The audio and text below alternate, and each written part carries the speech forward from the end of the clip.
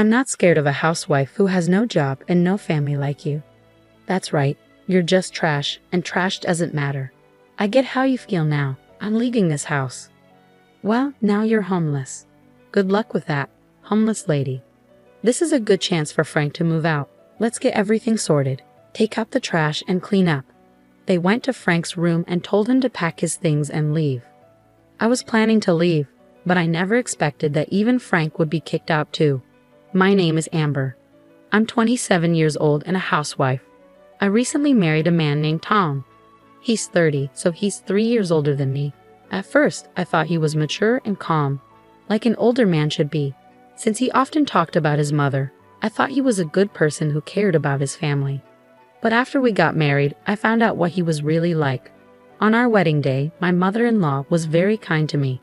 I thought we'd have a happy marriage. When we got married, Tom asked me to move in with his mother because his father had passed away a few years ago. He wanted to be close to her.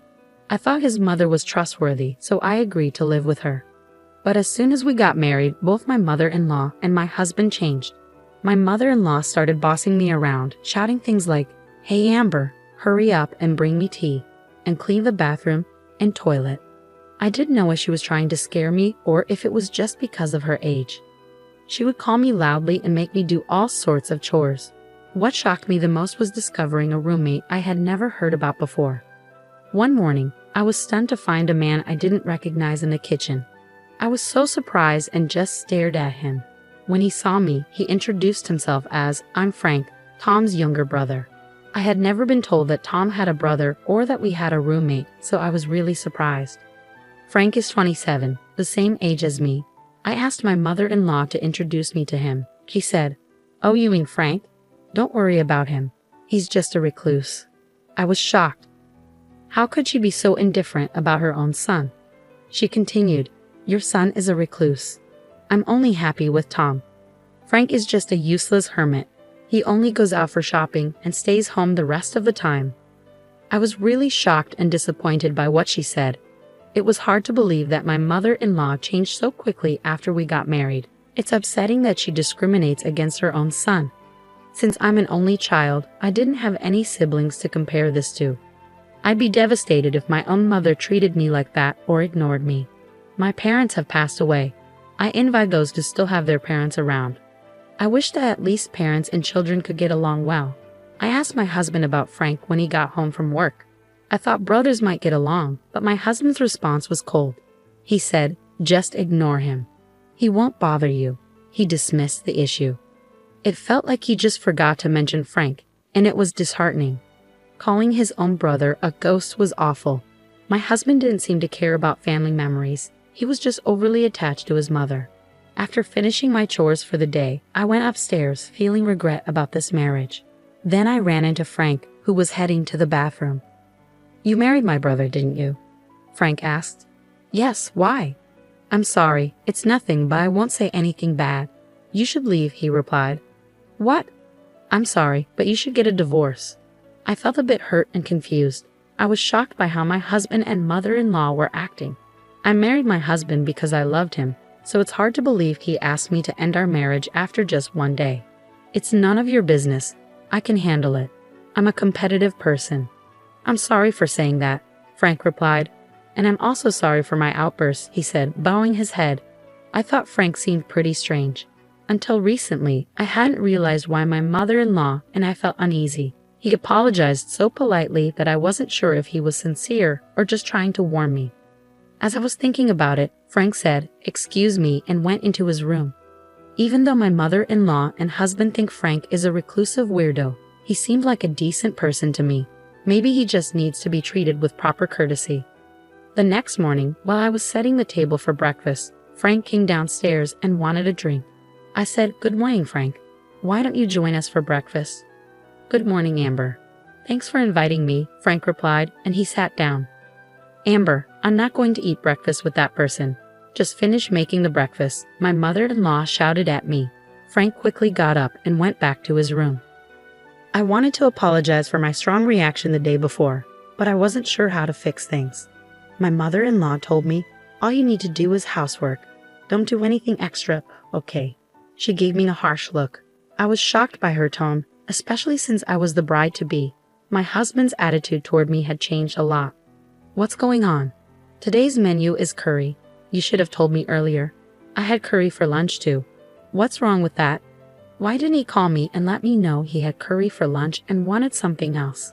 My husband kept yelling, and I stayed silent. Hey, you're not apologizing. Who do you think you are? You're here to do housework. Remember that. I was stunned and stayed silent. It felt like Tom didn't love me. He just wanted a housekeeper. It was awful. How could he be so calm while treating me like this? They didn't care about me. They only wanted to make their lives easier. They were using me.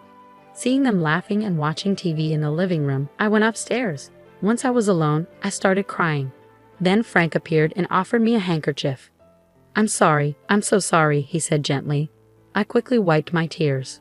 Sorry for using your handkerchief. No, I gave it to you because I wanted you to use it. I heard what my brother and mother said. I knew it. They're the worst. When my brother-in-law said he knew it, I asked him what he meant. He explained that he had been in a similar situation before. My husband had promised to marry someone else. But because my mother-in-law and husband treated her the same way they're treating me now, she ran away just before the wedding. Hearing that made me feel a bit better. It meant that the way they're treating me isn't unusual for them. It's a pattern. I felt hopeless though. How could I have trusted this? But I had nowhere to go if my husband kicked me out. As a housewife, I wasn't allowed to get a part-time job, and I couldn't afford to move out on my own. I didn't know what to do and ended up crying. Then Frank said, if we keep talking here, it might look suspicious. Let's talk at a coffee shop next time, if you'd like. He gave me a piece of paper with his line ID on it. I nodded and went to my bedroom. I decided it was time to leave the house. My plan for survival was just beginning. I decided to visit the city office for some important matters and stop by the supermarket on my way home. I told my mother-in-law I was leaving and walked out of the house. I won't forgive you if you leave any chores undone, my mother-in-law said. When she saw that I had made sure everything was perfect, she grumbled that she wouldn't accept it if I was late for dinner. I pretended to agree and went to the coffee shop where Frank and I were supposed to meet. At the coffee shop, I told Frank that my parents were gone, and I couldn't rely on them for support anymore. I'd also mentioned that I had canceled my rental house and quit my job. I explained that I would have to start everything over from scratch. It's hard to move out of the house under these conditions, isn't it? The biggest challenge is dealing with work. It feels like you're being controlled by your mother and husband all day. Frank then asked, Amber, can you draw? Huh? What do you mean? Well, can you? Yes. I went to art school before. Really? That's great. Yes, but how? Just in time. Another manga artist is looking for an assistant and you can work remotely. But I don't have a computer right now. I'll lend you mine since I'm not using it. Really? Thank you so much. But why do you have an extra computer? What do you do for a living? That's very kind of you to ask. You don't think I'm just a recluse, do you? No, not at all. You're very polite and well-groomed, so I don't think that. You work from home, don't you? Yes, I'm an engineer. An engineer? Yes. I used to work for a company, but now I have my own business. Wow, I didn't know that. I didn't realize you owned a business. Yes, it's easier for me to run my own company because I make the decisions. We also have web designers who work for us. Since we're a small team, we all work remotely from home. That must be why you're always at home. But your mother and Tom said you're just at home doing nothing. You haven't told them the truth. I don't see any point in telling them. True, but if you're such a good manager, why don't you go out more? It's because I first learned about Frank's thoughts here. He said, that's not about me. I need to introduce you to the manga artist. Frank quickly made a call, and soon we set up a remote interview. I was scheduled to talk with a manga artist on Wednesday. My mother-in-law usually had lessons and would go out afterward, so I could do the remote interview then. I made a good impression during the interview and was hired right away. They said they would mail the hiring documents to Frank. So for the job, everything was set. Next, we needed to find a new place. Frank said, I have a friend who works at a real estate agency and can get you a good deal. Who is this friend? He has lots of connections. We found a new place that met my needs and signed a contract. Just when everything seemed to be going well, I had an argument with my husband one night. Hey, where's dinner? My husband asked when he woke me up from sleep. He was a bit drunk, like he had just come home from drinking. Dinner? It's midnight. You said you weren't hungry because you were going out for drinks. Shut up. The king is home, and you don't even greet me. Now you say you won't cook. You're a bad wife. Useless. His words made me furious. What? Do you have any idea how hard I've been working with your mother for you? How can you act so superior? That's because you're my wife. You should support me and take care of the house. If you can't do your chores, don't argue with me. A wife who can't handle housework is like trash. As he said this, the door opened and my mother-in-law came in. You're like trash. Frank is trash too, and this place is a mess, my husband said, sneering. Yes, let's go. I need to deal with our trash. What did you just say? I asked. He opened a drawer and showed me a divorce paper. You're no good to me anymore. I'm going to find another wife who can do your job. I'm divorcing you. Get out of my house. You think of your wife as just a servant. Don't worry about what you've said. I hope you regret it someday. What are you talking about? I'm not scared of threats from a housewife with no job and no family like you. My husband left and my mother-in-law laughed. That's so true. You can't do anything about it because you're just garbage. Well, I understand how you feel now. I'm moving out of this house, I said as I signed the divorce papers and left. I put the papers in my bag and started packing my things. My mother-in-law and husband watched me with grins on their faces. Now you're homeless. What are you going to do now? Well, that's none of our business. Good luck with that, homeless lady. Oh, and Frank should get out of here too. Yeah, let's clear the place out. After we get rid of him, we'll tear down this wall, remove it, and connect it to my place. It'll be much bigger and more comfortable. My husband and mother-in-law were already planning what to do next. They went to Frank's room and told him to pack up and leave. I was going to leave anyway, but I never expected Frank would be kicked out too. I regretted letting my emotions get the best of me and having that fight. I'm sorry, Frank. It's my fault. No, don't worry. I've realized I can't live with those people anymore. Plus, I've got something new I'm excited about. Maybe that fight was a blessing in disguise, Frank said with a smile. I was relieved he wasn't upset about leaving. 2 days later, on Wednesday, when my mother-in-law was out of town, Frank and I called a moving company and moved out. You finished moving. My mother-in-law called my new place. Don't worry, we've already left. Frank moved with you, right? Yes, we moved out together. I'm glad I don't have to see you two anymore, my mother-in-law said, ending the call cheerfully. What she didn't know was that Frank and I were planning our revenge. I had just moved into our rented house and was starting fresh. Thanks to Frank, I received a substantial amount from my husband in the divorce.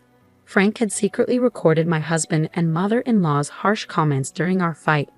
These comments were considered harassment, so the divorce was ruled to be due to their actions. As a result, I was awarded a large alimony payment, which was my first taste of revenge. Frank's lawyer friend handled the alimony case for me. My husband was shocked and agreed to the payment. I was grateful for Frank's help, even though I still wondered who his lawyer friend was. A few days later, my ex-mother-in-law called me several times, like a persistent demon. I thought I had forgotten to block her number, so I answered. Amber, where are you? I'm not telling you. I'm a stranger now. Please don't say that. I'm calling because... where's Frank? Huh? Why are you asking about Frank? I'm trying to find him but can't reach him. That's too bad. Maybe he doesn't want to see you anymore, I taunted her. The tone changed. Don't be silly. You moved out together. You must know where he is. A bunch of jerks. I know where he is, but I won't tell you. Look for him yourself. Where are you anyway? You have no home, no job, no place to live. If you beg me, I might let you come back, but you'd have to be my housekeeper. I'm not coming back. I have a job and a place to live now. I don't need to come back to you. That's a lie. My ex-husband was surprised that I had moved on so quickly. Well, I don't mean to correct him. Please don't call me again. If you do, I'll call the police. Wait a minute. I ended the call and blocked my mother-in-law's number. I had already blocked my ex-husband's number. They were panicking because they had just realized the truth. They mistakenly thought my father-in-law left them a lot of money, but it was actually Frank who had been sending money to their account every month. My mother-in-law thought Frank was a recluse and unemployed, not knowing he was secretly providing for them. When Frank was kicked out, he stopped the money transfers. They must have realized who had been supporting them. But it was too late. Frank had already cut ties with his mother and brother. My ex-husband had no money to pay the alimony, and my ex-mother-in-law relied on the money Frank used to send. Without it, she was in trouble. They got what they deserved, and I felt no sympathy for them. By the way, Frank bought a luxury flat in Tokyo and is living comfortably. He kept his promise to his father, who loved him despite the cruelty from his mother and brother. Frank supported them secretly to fulfill his father's wish. The two who kicked out such a kind-hearted person are the worst. I met Frank once after we moved out. He said he made a promise to his father, and I agreed. I hope he finds happiness. I was grateful for Frank's support, and he's an important person in my life. A year later, he proposed to me, but that's another story. It's surprising how someone can change so much after marriage. It's like a marriage scam. I'm glad to be married to a reliable person now. Despite the challenges, I'm happy with how things turned out. Thank you for watching until the end. Please subscribe to our channel if you liked it. See you in the next video.